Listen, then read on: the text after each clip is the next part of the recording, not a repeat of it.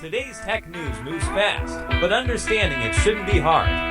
That's why Snarful Solutions Group brings you Connecting the Dots, where we break down what's happening in tech and why it matters to you. Now, let's dive in with your hosts. Welcome to Connecting the Dots, where we filter through the noise in tech and finance to give you what you really need to know. It is Monday, November 17th, 2025. Good morning.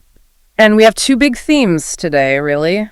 It all boils down to the cost of corporate efficiency, whether that's driven by AI or just old-fashioned Wall Street demands. It's a really interesting dynamic. Yeah.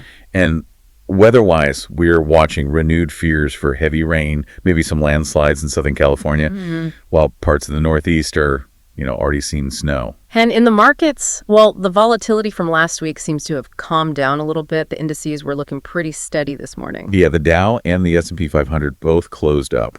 Not by a huge amount, but still in positive territory. Right. And what about crypto? I saw Bitcoin was up for the day, but... It was, but that's a bit deceiving. Yeah. Had a small daily bounce, sure, but it's still down significantly over 10% since last Monday. Okay, so some stability, but still some underlying weakness there. Exactly. So before we get into our morning star, that's the Snarful Tech article report, we want to thank our sponsor, Old Glory. Yes. If you have that techie friend or family member who is just impossible to shop for during the holidays, Old Glory is, it's your answer. It really is. They're an iconic music and sports fan merch store. Think vintage concert tees, pro sports gear, just about everything. It's a guaranteed win. And here's the best part. For our listeners, if you use the promo code SNARFL at checkout, you get 15% off your entire purchase. A huge saving. You can check them out at oldglory.com. All right, let's jump in. We have three big stories, and they all circle around this idea of disruption. Yeah, but in very different ways. Let's start with what we're calling the AI paradox. Okay, so this revolves around the CEO of Klarna, Sebastian Siemiatkowski. And he's a key figure to watch because he was one of the earliest, most enthusiastic adopters of generative AI. I remember this. Back in 2023, he told Sam Altman he wanted Klarna to be ChatGPT's favorite guinea pig. His favorite guinea pig. And now he's the one sounding the alarm. He's saying, and I'm quoting here, tech bros are sugarcoating the disruption that's on its way. And he's worried about a specific group. Knowledge workers. This isn't about factory jobs anymore. He's talking about a massive shift for finance, for society, really. And you don't even have to look for hypotheticals. You just have to look at his own company. Right. Klarna itself. Klarna launched an OpenAI-powered customer service chatbot that almost overnight was doing the work of 800 full-time human agents. 800. That number is just staggering. And it didn't stop there, did it? Not at all. With that AI push, they reduced their entire employee base from around 7,400 people down to 3,000. Wow. And the business result? A 38% jump in U.S. revenue and rising profits. So you have this direct line, from workforce reduction to financial success. That's the paradox right there. It is. And what gets lost in that success story is the speed of it all. Siemiatkowski's point is that, new jobs might get created in the long run, but what about now? That doesn't help the people who are out of a job today. He used a really specific example, didn't he? He did, a very powerful one. He mentioned the thousands of translators in Brussels, whose jobs, he says, can now largely be done by AI. He said, society will have to figure out, what are we going to do that doesn't help the Brussels translator? He's not going to become a YouTube influencer tomorrow. That really cuts to the heart of it. It's a societal problem, not just an economic one. But hold on, let's push back on this a little. Yeah. Did they really replace 800 agents with no consequences? Because our sources mentioned that Klarna actually had to recalibrate things after a wave of customer complaints. That's the key tension, yeah. They got complaints about the lack of human support. So if you cut 800 people and quality immediately drops, did you really replace those jobs? Or did you just decide the cost savings were worth the hit to your reputation? Well, and Siemiatkowski basically admitted that. He said that if you focus only on cost, you often end up with lower quality. So companies are now trying to find that line between efficiency and reputational damage. Which brings us to a second big concern, our second story, the infrastructure cost. Another layer of the paradox. Here's a CEO who is profiting immensely from AI, but now he's saying he's nervous about the size of these investments in these data centers. He owns stakes in OpenAI, Perplexity, and xAI, yet he's questioning the trillion-dollar price tag to build out all this infrastructure. Right, the data centers, the power, the everything you need to run these huge AI models.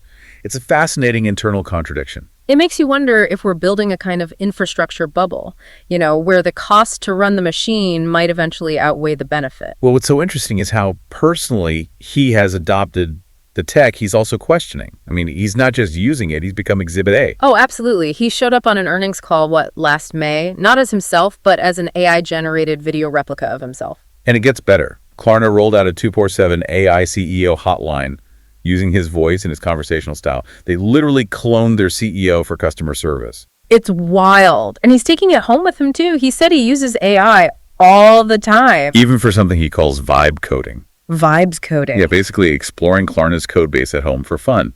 There was this great quote where he says his wife complains because after the kids are asleep, he's like, hey, can I just go and vibe code a bit? So he's got the full tech founder obsession. Okay, so from AI disruption, let's pivot to our third story, which is a massive disruption of a totally different kind. A huge one. A corporate earthquake in the media world. MSNBC is officially rebranding. As of 2 days ago, it is now MSNW. MSNW. It stands for My Source, News, Opinion, and World. But the biggest change, the most visible one, The NBC Peacock logo. It's gone. and this isn't just a simple logo change, right? This is the result of a massive corporate move. It is. It's because the parent company, Comcast, is spinning off its cable channels. We're talking CNBC, USA, E, and MSNBC into a whole new public company. What's it called? It's called Versant. It'll trade on the NASDAQ as VSNT. So if we're connecting the dots here, Comcast is looking at the future of cable, seeing all the cord cutting, and deciding to, shed those assets? It's corporate triage, basically. They see these as mature, maybe declining assets, and they want to separate them from the core Comcast brand to protect its valuation. So the BC is dropped from MSNBC because NBC Universal doesn't want its brand tied to a network it no longer fully controls. Exactly. And that raises a huge question for viewers. What does losing the NBC brand do to your credibility? Yeah. That legacy brand carries a lot of journalistic weight, even for opinion shows. MSNBC has to build that trust from scratch. They're trying. The operational split was apparently really complex, unwinding news operations and bureaus. Correspondents had to choose where to go. So people like Jacob Soboroff and Ken Delanian, they chose to go with the new company, with Versant and MSNBC. They did. And all the big opinion hosts are making the move too. Maddow, Scarborough, Psaki, all of them. And what's the new mission statement? Their tagline is, same mission, new name. They're trying hard to project stability. They're setting up their own Washington bureau. And they've even signed a multi-year deal with Sky News for international coverage. So they're building an independent news organization out of necessity. It's fascinating. You have AI disruption at Klarna and corporate disruption media, but it's all driven by the same thing. The relentless demand for efficiency and shareholder value. Exactly. And before we wrap this all up, we want to thank our other fantastic sponsor, Skony. If you're a golfer, you know your shoes are everything. Skony is the premium golf shoe store, and they perfectly combine high-performance tech with really great style. They offer amazing stability and comfort. And for our listeners, just use that promo code SNARFL at checkout for 15% off your whole purchase at skony.com. All right, so let's recap the big threads from today. Okay, first, the AI paradox. Klarna is making huge profits by replacing knowledge workers, but its own CEO is now worried about the massive infrastructure costs. Second, the human cost. That Brussels translator example really sticks with skilled workers being displaced in the short term with no real plan for what comes next. Even as executives are playing with AI replicas and vibe coding. Right. And finally, the massive media shakeup.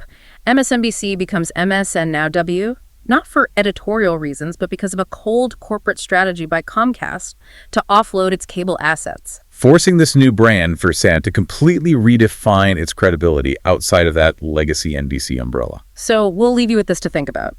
In a world where corporate strategy demands shedding assets for profit, whether those assets are human employees replaced by AI or legacy brands spun off, which one will actually prove more valuable in the long run? The speed and efficiency of replacement or the quality and trust built by those human legacy institutions? We're here to help at Snarful, so reach out on our website if you have any more questions.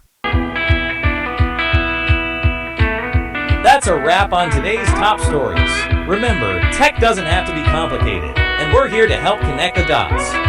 If you've got questions or want to learn more, visit us at snarful.com. Thanks for listening, and we'll catch you next time.